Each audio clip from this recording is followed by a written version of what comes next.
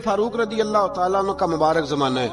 हजरत उमर ने फौज भेजी ईरान के हुक्मरान के साथ जिहाद करने। ईरान के बादशाह ने 2 ईसाई जासूस भेजे, कहने लगा जरा पता तो करो मुसलमानों का रात का तरीका क्या है, मैं साफ बंदी कराता हूँ। वो सारी रात साफ बंदी कराता रहा। 2 जासूस आए मुसलमानों की मालूमात करने। मालूमात करके जब वापस गए तो हजरत उमर फारूक रदी अल्लाह ताला अन्हु के सिपाहियों को देखा, गौर से पलटे। तो बादशाह कहने लगा क्या हाल देख के आए हो? कहने लगा सारे मुसल्ले पे बैठे हुए हैं। जितने घंटे हम वहां रहे हैं मुजाहिदीन मुसल्ले पे रहे, यूं लगता है जैसे उनका दुनियादारी से कोई ताल्लुक।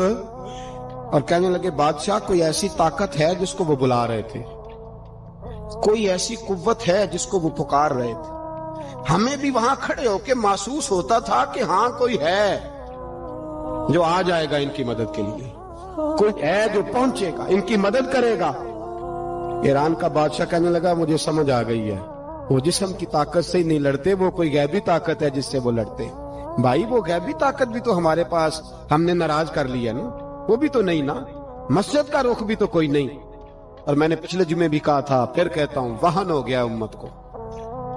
नबी पाक ने फरमाया उम्मत को वो क्या है, दुनिया से मोहब्बत हो गई है, मौत से कराहत हो गई, वहन है। सहाबाए किराम को मौत से बड़ा प्यार था, मौत से बड़ी मोहब्बत कर। हमारी तरह नहीं, वो कहते थे मरेंगे तो मनो मट्टी, तो वहां ठीक है, अज़ाबे कब्र हक है। लेकिन मैं कहा करता हूं सालों के बाद जो परदेश से मां के पास आए, मां उसे अजाब नहीं देती, उसका माथा चूमा करती है। और भाई जो रब करीम की बारगाह में जाएगा, तेरा क्या ख्याल है, गल सड़ जाएगा? मदीने वाले हबीब ने फरमाया कब्रुल मोमिन रौज़तुम मिन रियाज़िल जन्ना। फरमाया मेरा मोमिन जब कब्र में जाता है तो अल्लाह जन्नत के सारे दरवाजे खोल देता है, वो तो अल्लाह की रहमत में पहुंचता है। कौन कहता है मोमिन मर गए, वो तो कैद से छूटे अपने घर गए। कौन कहता है कब्र में अजाब है तो सिर्फ अजाब ही है, हाँ मुजरिम को सजा मिलेगी, लेकिन मोमिन हमेशा जहन्नम में, वो बिलाखिर जन्नत में जाएगा, बिलाखिर जन्नत में जाएगा। और किसी दरवेश ने बात की, वो करके चले गए, पर कमाल ही कर गए। कहने लगे दोज़ख में मैं तो क्या, मेरा साया ना जाएगा, क्योंकि रसूल पाक से देखा ना जाएगा। नबी पाक सैयद आलम अलैहिस्सलाम के गुलाम तो देखो ना, सारी जिंदगी उम्र फारूक बुखारी पढ़ो तो सही, सारी जिंदगी उम्र हर नमाज के बाद कहते थे अल्लाह मरजुकना शहादतन फी सबीलिक, अल्लाह बिस्तरे पे मौत ना देना, मौत मुझे शहादत की देना। हजरत सैयदना मौला अली शेर खुदा करम अल्लाह ताला वजहुल करीम सारी जिंदगी कहते रहे अल्लाह अली ने मैदान में उम्र गुजारी है, इसे शहादत की मौत अता फरमा। ओ भाई ये तो शहादतें मांगने वाले। हजरत इमाम हुसैन मैदान करबला में खड़े थे, शिमर कहने लगा हुसैन तेरी चारों जानी मौत है। तो आप फरमाने लगे तुझे अभी हमारा पता ही नहीं, मौत से तो हमारा प्यार चलता है। और फरमाया ये शहादत तो हमारा पीछा करती है, पहुंच जाती है जहां हम होते हैं, मौत से डरा रहा है। मुसलमान का मरने को दिल नहीं करता, वरना वो इतनी बड़ी कोठी में कौन रहेगा। मरने को दिल इसलिए नहीं करता कि वो जो 6 करोड़ 10 करोड़ डॉलर लूट के रखे, मर गए तो खाएगा कौन। वो फकीर फाका मस्त थे, उनका घर ही कोई नहीं था, उनके बैंक बैलेंस ही कोई नहीं थे। वो कहते थे घर हमारा है, वो जो हमारे रब ने तैयार किया हुआ है, हमारा बैंक बैलेंस है, वो जो हमें जन्नत में जाके मिलेगा। उनका तो ये खाता ही कोई नहीं था, इसलिए वो शहादत की। हजरत उमर बिन जमू रज़ी अल्लाह ताला अन्हु मैदाने ओहद में 4 बेटे लेके आए। कितने बेटे, बोल के बताए? 4 बेटे लेके उमर बिन जमू आए, और खुद एक टांग से लंगड़े से आती है, टांग छोटी है। हुजूर के सामने खड़े हुए कहा महबूबा मेरे 4 ही थे, मैं 4 ले आया हूं, कबूल कर ले। तो हुजूर ने फरमाया तू क्यों तलवार ओढ़े आया है, ये तूने क्यों गले में असला डाला हुआ है? कहा या रसूलल्लाह मैंने भी तो जाना है ना।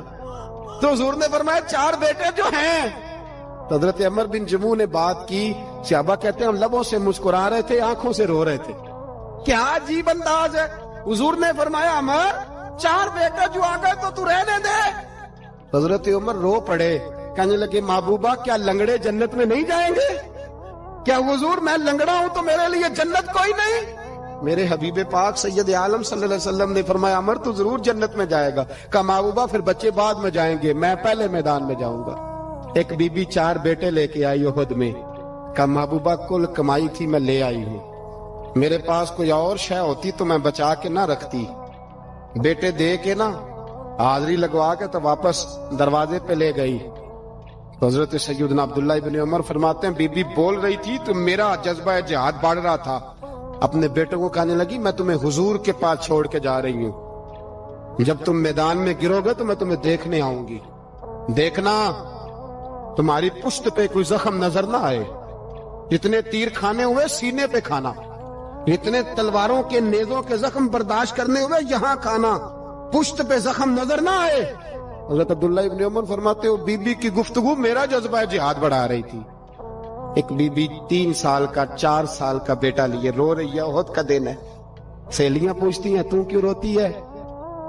وہ کہتی ہے دیکھو میرا خامد بھی بدر میں شہید ہو گیا، بھائی اور باپ بھی، دل کرتا ہے کوئی جوان بیٹا ہوتا تو آج مصطفیٰ کے ساتھ اسے ہی بھیج دیتی، کوئی جوان میرے پاس ہے ہی 3 سال کا تو کیا کروں، 3-4 سال کا بچہ کیا کرے گا؟ پتہ نہیں کیا دلیل آئی، اچانک اٹھی، بیٹے کو سینے سے لگایا، کپڑا ڈالا، مسجد نبوی پہنچ گئی۔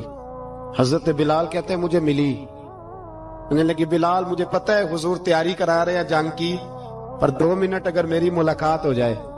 بلال حبشی کہنے لگے حضور ہم ایک بی بی ضد کر رہی ہے۔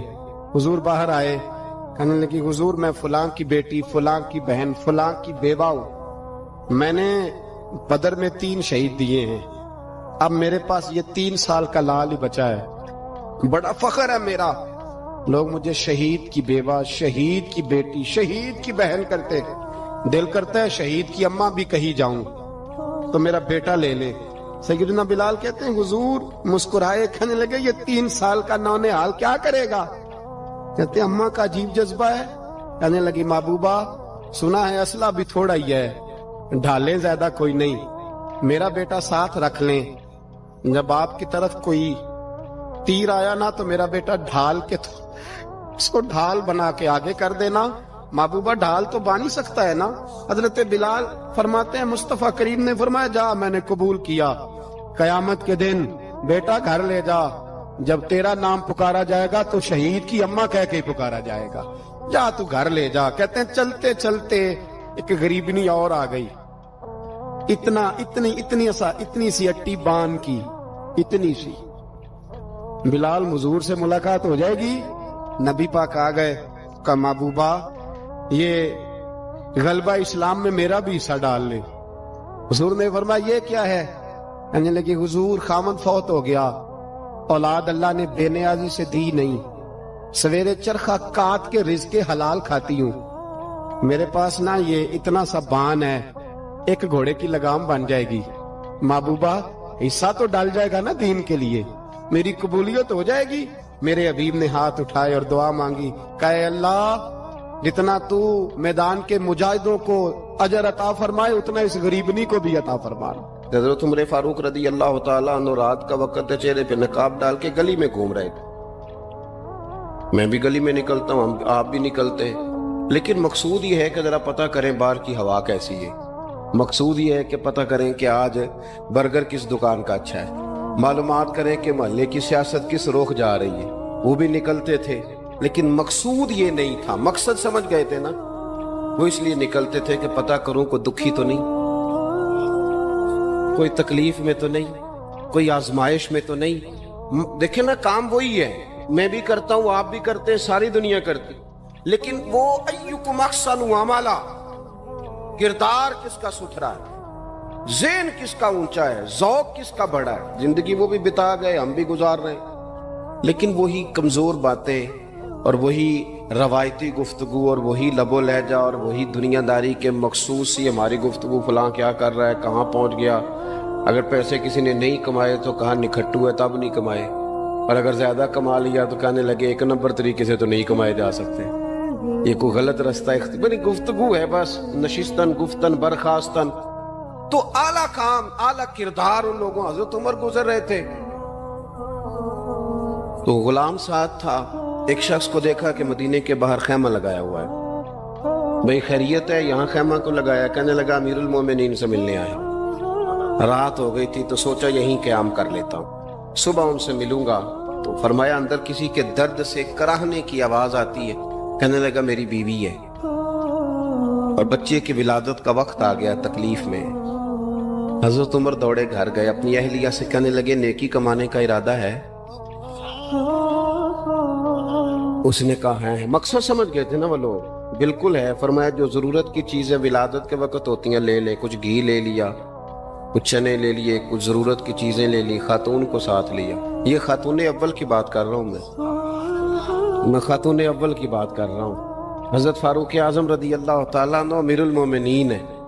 حضرت عمر نے اپنی اہلیہ کو ساتھ لیا. جہاں وہ شخص تھا وہاں آئے. اہلیہ نے حضرت عمر کے ذمہ کام لگایا, آگ جلا لیں, یہ تیل لے لیں, فلاں فلاں چیز گھی میں ڈال لیں, بنانی شروع کر دیں. فاروق اعظم نے ہاتھ کے اندر پکڑا ہوا برتن, چمچہ, ڈوئی بھی آخ لی دے, پنجابی ہے نا, تو وہ کام کر رہے ہیں, چلا رہے ہیں, آگ جلا رہے ہیں. خاتون اندر ڈیوٹی کر رہی. تو وہ شخص جو تھا نا جس کی بیوی تھی, وہ کہتا میں 2-3 دفعہ کا غلام ادھر آ, فلانی چیز بتا. میرے ذہن میں یہ تھا کہ امیر المومنین نے کو بندہ کھڑا کیا آنے جانے والے مسافروں کا خیال کرے. میرے ذہن 2-4 دفعہ میں نے اپنے لفظوں میں بات بھی کہہ دی, لیکن جب اندر میرے بچے کی ولادت ہوئی تو اندر سے میری بیوی بولی اور حضرت عمر کی اہلیہ بولی اور بول کے کہنے لگی امیر المومنین مبارک ہو, آپ کے دوست کو رب نے بیٹا دیا ہے. وہ شخص کہتے ہیں میں باہر کھڑا تھا, وجود تڑپ گیا, آنکھیں برس پڑی.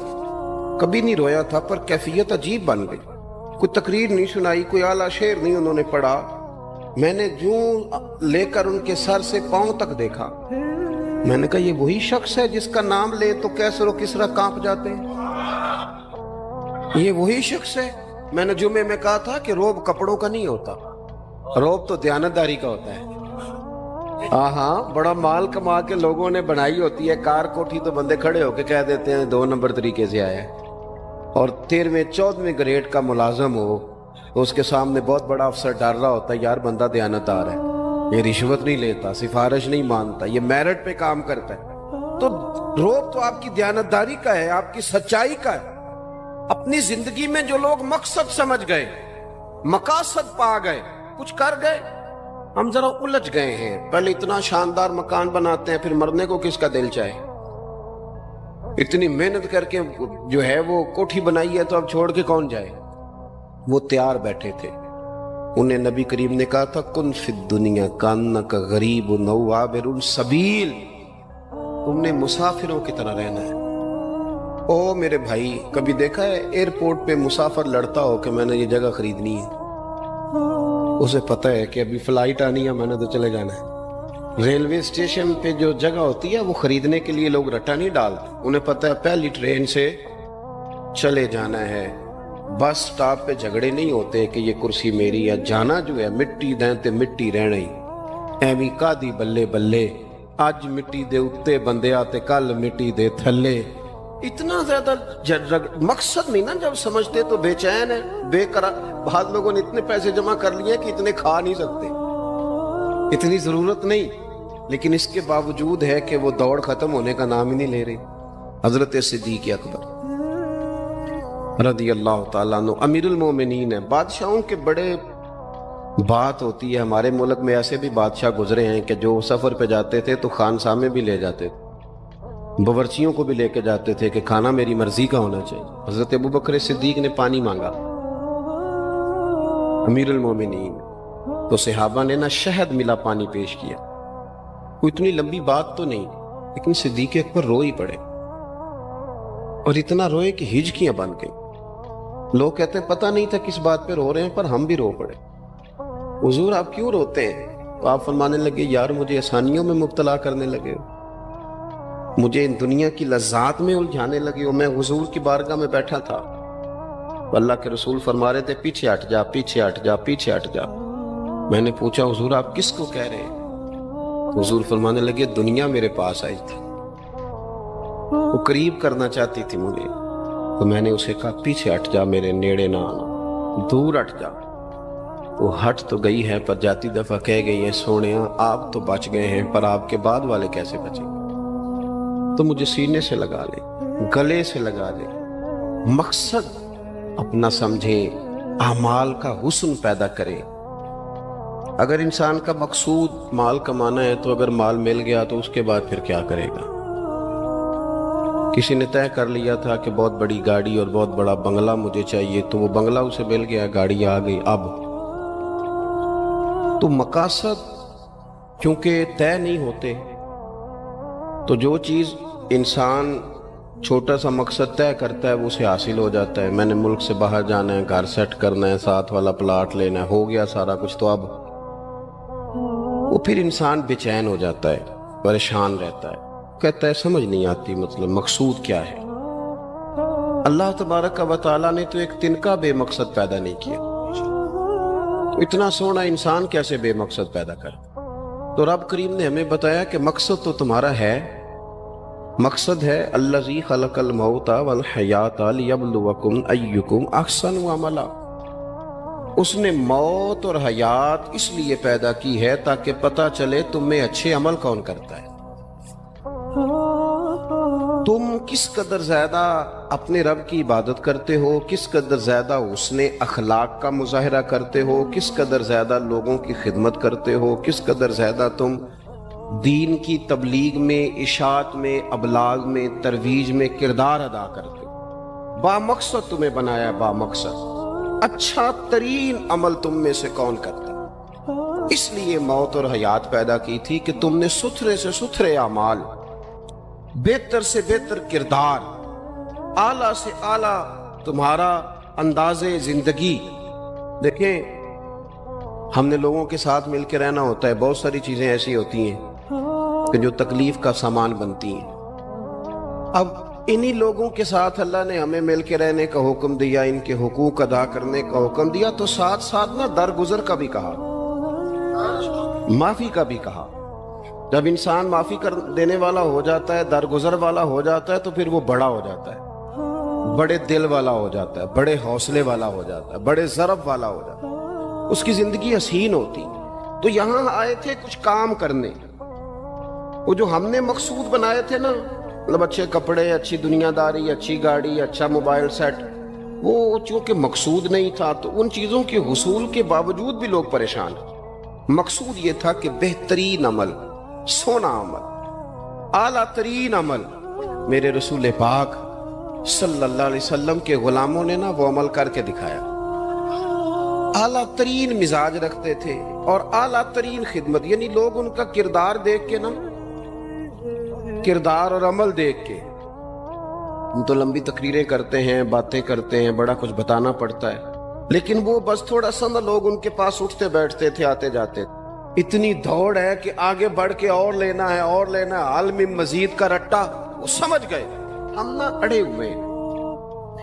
بہت سارے لوگ ایسے ہیں جنہیں صحیح بات کا پتہ چل گیا ہے، وہ فیصلہ کرنے میں دیر کر رہے ہیں، انہیں سمجھ آ گئی ہے کہ بہتر یہی ہے کہ میں وقت پہ مسجد آیا کروں، انہیں سمجھ آ گئی ہے بہتر یہ ہے کہ سویرے اٹھ کے نا واٹس ایپ بعد میں دیکھوں، پہلے قرآن پاک کی زیارت کر لیا کر۔ سمجھ انہیں ہے، سمجھ ہے کہ باتیں زیادہ کرنے سے بہتر ہے درود و سلام زیادہ پڑھا جائے، پتہ انہیں ہے، وہ فیصلہ ہی نہیں کر رہے، ارادہ نہیں بنا رہے، توجہ نہیں کر رہے۔ جب بہت زیادہ بندہ دنیا داری میں الجھ جاتا ہے نا، بہت زیادہ، آسانیاں تو بندے کو جینے نہیں دیتی۔ پہلے انسان کہتا ہے کہ موٹر سائیکل ہو جائے نا تو چلو سفر آسان ہوگا، پھر موٹر سائیکل کہتا ہے ٹائر 2 ہیں، 4 ٹائروں والی ہونا، چلو مہران ہی ہو جائے خیر ہے، لیکن مہران میں بیٹھتے ہی اسے خیال آتا ہے کہ اس کی تو سیٹیں تنگ ہیں، پھر اس سے بڑی گاڑی چاہیے۔ یہ روز دوڑ ہے، 5 فقیروں کسے نہیں ماریا، اے ہوئی چور اندر دا، یہ دوڑ ہے، یہ ختم۔ حضرت ابوبکر صدیق رضی اللہ تعالیٰ عنہ امیر تھے، ہمیں تو نا جی ایک سے ایک کھانا، اور آج یہ نہیں کھانا، آج میری مرضی کا کھانا، یہ میری مرضی کا، یہ میرے بچے کی مرضی کا، یہ فلانے کی مرضی کا، وہ خواہشات کا انبار، اور نفس بچے کی طرح ہوتا ہے، خواہش پوری کرو تو فوراً ہی دوسری بھی بتا دیتا ہے، دوسری پوری کرو تو تیسری کی بھی خبر دے دیتا ہے۔ ہم نا چونکہ الجھ جاتے ہیں، پھر وہ الجھاؤ ہمیں باہر نہیں نکلنے دیتا۔ اگر تھوڑا تھوڑا کر کے، میرا مطلب یہ ہے کہ زندہ رہنے کے لیے روٹی کھانی ہے نا، مثلا روٹی کا لطف کتنی دیر ہوتا ہے، جتنی دیر منہ میں چباتے ہیں، اس کے بعد ختم۔ تو کپڑا تو پہننا تھا بدن چھپانے کے لیے، اس میں وہ کدھر سے آ گئی ساری کہانیاں جو آج بن گئی. اور اتنے میں نے عجیب و غریب نظام دیکھا ہے کہ نوجوان ہے، اچھا بھلا سیانا آدمی، کپڑے اس نے تازے سلوائے ہیں اور 99 لوگوں نے کہا ہے صحیح لگ رہا ہے، تو صرف ایک نے کہا نہیں ٹھیک لگ رہا. وہ پریشان ہو جاتا ہے، کہتا ہے اس کا کچھ کروں. کیوں؟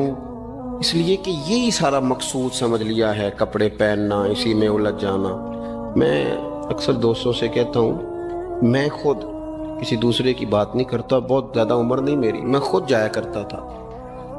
شادی کوئی آ گئی تو 2-3 دن پہلے ابا جی کہتے تھے پرانے جوتے کچھ گنڈوا لا، کچھ پالش کرا لا، توڑے میں ڈال کے جانا موچی کے پاس، اس نے کچھ سیٹ کر دینے. اب کہاں رہ گیا جی یہ کام؟ چھٹی نہیں ہو گئی. اب کون سا ایسا سلسلہ ہے؟ وہ جو کہیں سے کپڑا تھوڑا پھٹ جاتا تھا نا تو اماں اس کو اس طرح پیوند کراتی تھی کہ ڈیزائن بھی بن جاتا تھا اور کام بھی چل جاتا. کدھر گیا وہ دور؟ لیکن تکلیف دیکھ لیں آج پہلے سے زیادہ ہے، لڑائی پہلے سے زیادہ ہے، آزمائش پہلے سے زیادہ ہے. کیوں؟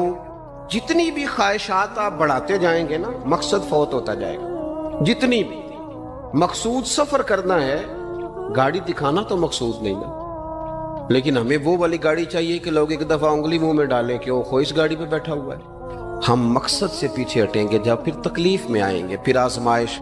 زندگی میں ہم نے جو چیزیں مینج کی ہیں وہ ساری دوسروں کے لیے، ہمارے لیے کوئی شے بھی نہیں. ولیمے پہ گئے تاکہ برادری راضی ہو جائے، تعزیت کے لیے گئے تاکہ محلہ راضی ہو جائے، فلانا کام کیا تاکہ لوگ جو ہیں وہ میرے حق میں ہو جائیں. ساری زندگی دوسروں کے لیے جی کے گزار دی. اور آپ نے 99 نیکیاں کی، ایک خامی آئی تو لوگ تو وہ تھے جو پھر بگڑ گئے. بہتر نہیں بندہ رب کو ہی راضی کرے. واللہ ورسولہ احق ان یرضوہ، اللہ اور اس کے رسول کا زیادہ حق ہے کہ انہیں راضی کیا جائے، ان کا زیادہ حق. اپنی زندگی میں معاملات کو ترتیب دیں، ایک مخصوص ذہن بنائیں. اتنا سویرے قرآن شریف پڑھنا ہے، اتنا درود پاک، اور یہ راز ہو ہمارا اور ہمارے رب کا، یہ راز ہو. اتنی دیر مصلی پہ بیٹھنا ہے. میرے ایک دوست ہے ڈاکٹر صاحب، میں بیٹھا تھا تو وہ ایک شخص کو کہہ رہے تھے تیرے دل میں کچھ باتیں ہیں نکال دے تاکہ تیری ٹینشن ریلیز ہو جائے، تیری صحت ٹھیک ہو جائے گی. تو بندہ کہہ رہا تھا اچھا ٹھیک ہے ڈاکٹر صاحب. تو میں نے کہا کہ اگر آپ اجازت دیں تو ایک بات میں بھی کر لوں.